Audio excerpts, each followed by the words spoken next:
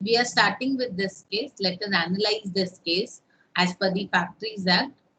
JK Industries Limited versus Chief Inspector of Fisheries and Boilers. ये एक case है जो कि JK Industries Limited और मतलब जो प्लांटिव है and versus Chief Inspector of Fisheries and Boilers. ठीक है. In the landmark case, as we were already discussing, हमने जितने भी फैक्ट्रीज एक्ट में अभी तक जो भी डिस्कस किया है, हमने देखा जो इंस्पेक्टर है, chief inspector of that area, he or she plays a very important role, right? तो यहाँ पर JK Industries Limited versus chief inspector है. देखिए हम लोग क्या है केस में. In the landmark case of JK Industries Limited versus Chief Inspector of Fisheries and Boilers, 96-7, scale 247, the Supreme Court observed that by amending Act 1987, the legislature wanted to bring in a sense of responsibility in the minds of who have the ultimate control over the affairs of the factory, so that they take proper care for maintenance of the factories and the safety measures therein. यहाँ पे अभी तक जो हमने discuss किया, यहाँ पर supreme court ने अपने लेजिस्लेशन में कुछ चेंजेस लाए थे. चेंजेस किस लिए लाए थे कि जो रिस्पॉन्सिबल है, जैसे ऑक्यूपायर, जिसकी रिस्पॉन्सिबिलिटी है एंटायर फैक्ट्री की प्रेमाइसेस की, he should have an ownership और he should have a responsibility कि वो उसको प्रॉपर्ली मेंटेन करे. The fear of penalty and punishment is bound to make the board of directors of the company more vigilant and responsive to the need to carry out various obligations and duties under the act, particularly in regard to the safety and welfare of the workers. यहाँ पे क्या बता रहे हैं कि ये जो penalty या पनिशमेंट है, इसके डर से भी लोग बहुत अच्छे से काम करते हैं और they become more responsive, vigilant.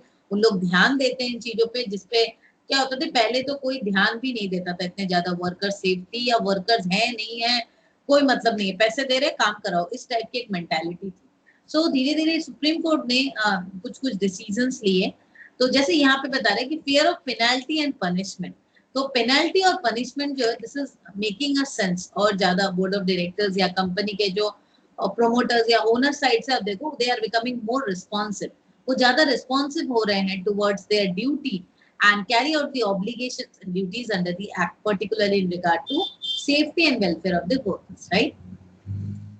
Provision 2 was introduced by amending act couched in a mandatory form. Any one of the directors shall be deemed to be the occupier. अभी जैसे हम लोग ऑक्यूपायर के बारे में अभी तक हम लोग पढ़े थे, तो यहाँ पर क्या दिखाया है, provisions 2 was introduced by amending act, act को अमेंड किया गया. वहां पे इट वाज मेड मैंडेटरी कि कोई ना कोई director, any one of the director shall be deemed to be the occupier. मतलब किसी ना किसी डायरेक्टर को ऑक्यूपायर की रिस्पॉन्सिबिलिटी लेनी होगी. मतलब he would have the ultimate responsibility of the entire factory, keeping in view the experience gained over the years as how the directors of the company managed to escape their liability for various breaches and defaults committed in the factory by putting up another employee as a seal and nominating him as an occupier who would willingly suffer penalty and punishment. यहाँ पे क्या होता था पहले, जैसे normally देखा जाता था कि पहले ऑक्यूपायर जो है, जैसे हम लोग भी जान रहे थे कि किसी ना किसी फैक्ट्री मैनेजर को ऑक्यूपायर की डेजिग्नेशन दी जाती थी and he was having the ultimate responsibility of managing the entire factory. अभी कहीं पर भी कोई डिफॉल्ट होता था, डिफॉल्ट इन सबमिशन, पेमेंट और एनी सेफ्टी रिलेटेड प्रोविजंस, तो वहां पे जो भी पेनल्टी या पनिशमेंट होती थी उस ऑक्यूपायर के होती थी. तो यहाँ पर क्या किया कि इसी नॉर्मली जो आपके ओनर साइड है, जो मालिक साइड जो है कंपनी के, उन लोग क्या करते थे, एक सील्ड बना लेते थे, अपने आप को बचा लेते थे उस एम्प्लॉय को आगे करके कि वो एम्प्लॉय तो ऑक्यूपायर है. तो यहाँ पर सुप्रीम कोर्ट ने जो फैसला लिया उसके हिसाब से उन लोगों ने क्या किया, they have just made this mandatory that any one of the directors shall be deemed to be the occupier. उनको एक डायरेक्टर को ऑक्यूपायर का पूरा डेजिग्नेशन लेना पड़ेगा. अब जब आप ऑक्यूपायर बन रहे हो तो you will have the responsibility, ultimately he will hold the responsibility. जो भी पेनल्टी होगी, पनिशमेंट होगी, आपके नाम पे ही होगी. It was held that where the company owns and runs a factory, it is the company which is in the ultimate control of the affairs of the factory through its directors. क्या देखा जा रहा है कि जो भी company own कर रहा है, रन कर रहा है, तो कंपनी के अल्टीमेटली कंट्रोल जो है, affairs of the company are actually managed by the director. Even where the resolutions of the board says that an officer or employee other than one of the directors shall have ultimate control over the affairs of the factory, it would only be a camouflage or an artful circumvention because the ultimate control cannot be transferred from that of the company to one of its employees or officers, except where there is a complete transfer of the control of the affairs of the factory. कहीं कहीं पे बोला जाता है ना कि ये factory manager is responsible, ये एम्प्लॉय पूरी तरह से मैनेज करता है इसको, he is ultimate responsible for it.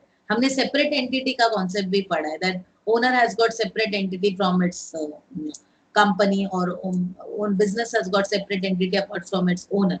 तो इस तरीके से ये बता रहे it is just a camouflage, ये दिखावा है, इट्स जस्ट एन आर्टफुल सर्कमवेंशन. आप सिर्फ ये क्रिएट कर रहे हो कि कंट्रोल अलग है, कंपनी अलग है, मैं अलग हूँ, but ultimately it is just fooling people, nothing else. तो क्या होता है, मेरी कंपनी है, I am running it, maybe I have separate entity, but जहाँ पे रिस्पॉन्सिबिलिटी है the owner must take the responsibility. तो सुप्रीम कोर्ट ने जो ये जजमेंट लिया था वहां पे यही चीज डिसाइड की थी.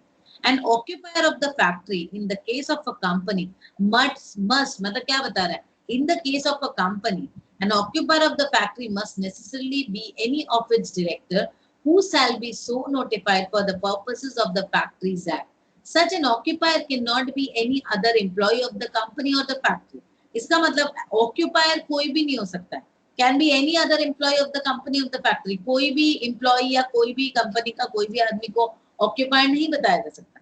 This interpretation of an occupier would apply to all provisions of the Act whenever the expression occupier is used and not merely for the purpose of Section 7 or Section 7A of the Act. इसका मतलब क्या हुआ, clearly ये indicative है कि occupier जब हम बात करते हैं, it must be one of the director of the company who will take the responsibility of an occupier. It cannot be any employee or manager, right? The Supreme Court further held, ये provisions आने के बाद, ये judgement आने के बाद ये हुआ था, पहले ऐसा नहीं था, ठीक है. The Supreme Court further held that provisions 2 is not ultra vires the main provision of section 2 subsection n, and as a matter of the fact that there is no conflict at all between the main provision of section 2 subsection n and provision thereto. Both can be read harmoniously, and when so read, in the case of a company, the occupier of a factory owned by a company would mean any of the directors of the company who has been notified or identified by the company to have ultimate control over the affairs of the company. Simply यही बता रहा है कि supreme court क्या बता रहा है कि हमारे जो सेक्शंस हैं, सेक्शन 2 के संग अल्ट्रा वायरस नहीं हो सकता. सेक्शन 2 है अल्ट्रा वायरस, मतलब ये है आपको जैसे ये पॉलिसीज दी गई, सेक्शन 2 के कुछ पॉलिसीज हैं और 2N में बता रहा है ये नहीं करना है, ऐसा नहीं है. सेक्शन 2 और सेक्शन 2N दोनों संग संग चलेंगे, both will coordinate and work, दोनों संग संग चल रहे हैं, कोऑपरेट करके, कंपटीशन नहीं है यहाँ, वो यहाँ पे बता रहे हैं. अल्ट्रा वायरस नहीं हो सकता, मैं उसके अगेंस्ट नहीं जा सकती. अल्ट्रा वायरस मतलब जस्ट ऑपोजिट में जाना, उसके अगेंस्ट आप कुछ कर, you are working beyond your powers, ठीक है. तो यहाँ पे क्लियरली यही बता रहे हैं कि अगर एक कंपनी का ऑक्यूपायर होगा and where no such director has been identified, then for the purpose of prosecution and punishment under the Act, the inspector of factories may initiate proceeding against any one of the directors as the deemed occupier. देखो, एक तो ये clearly बता रहा है कि supreme court के direction के हिसाब से जो ऑक्यूपायर है, he has to be one of the directors of the company who will have the ultimate control over the affairs of the company, right? Now, if no such proceedings has been done or no such initiation has been done, ऐसे proper एक आपने initiate नहीं किया, किसी को occupier नहीं designate किया, उस केस में और किसी को punishment in case of prosecution या जैसे कोई प्रॉब्लम कोप अप ही हो गई, कोई प्रोसिक्यूशन करना है, कोई पनिशमेंट देनी है, उस टाइम में इंस्पेक्टर ऑफ द फैक्ट्रीज जो है, इंस्पेक्टर ऑफ फैक्ट्रीज वो क्या करेंगे, he will take a charge and he will just case a file और he may initiate proceeding against any one of the director. कोई भी एक director को वो occupier मान के initiate करेगा against proceedings against, right?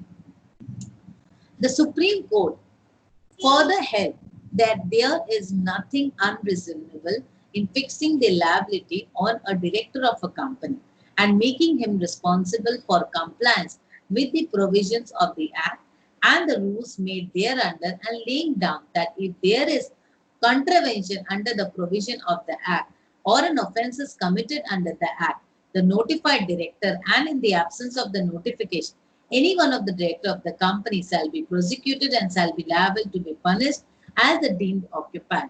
Supreme court ने क्या फर्दर ये चीज क्लियरली इंडिकेट किया कि इसमें कुछ भी अनरीजनेबल नहीं है।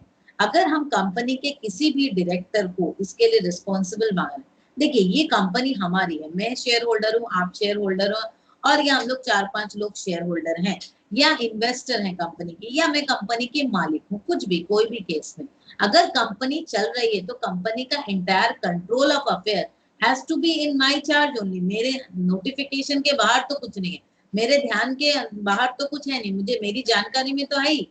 अगर मेरी जानकारी के बाहर हो रहा है कुछ तो उसके लिए भी मेरी रिस्पॉन्सिबिलिटी है, I M liable for it. तो इसी वजह से सुप्रीम कोर्ट ने ये फर्दर बता दिया क्लियरली कि nothing is unreasonable here, there is nothing unreasonable in fixing the liability on a director of the company. Company आपकी, then you are responsible for it, right?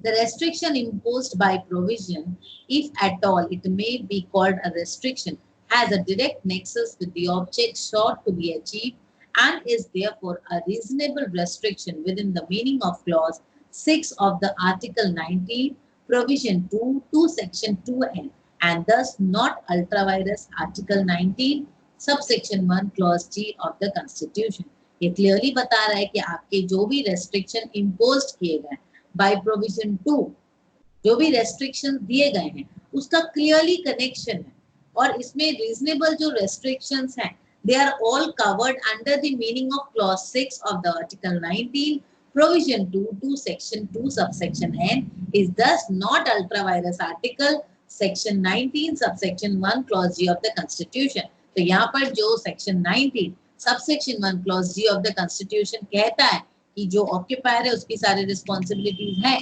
उसके अगेंस्ट यहाँ पे हम लोग कुछ नहीं जा रहे। तो जस्ट सुप्रीम कोर्ट ने इसमें और एडिशन कर दिया है कि director, any one of the director would has to be the occupier of the company, और accordingly he has to take reasonable liability for it, right? यहाँ पे क्वेश्चंस हैं, study and analyse the case, write down the case facts and what do you infer for it. आप लोग को Google में जाकर इस केस के बारे में और भी सर्च करना है, एनालाइज करनी है, और whatever you are inferring from it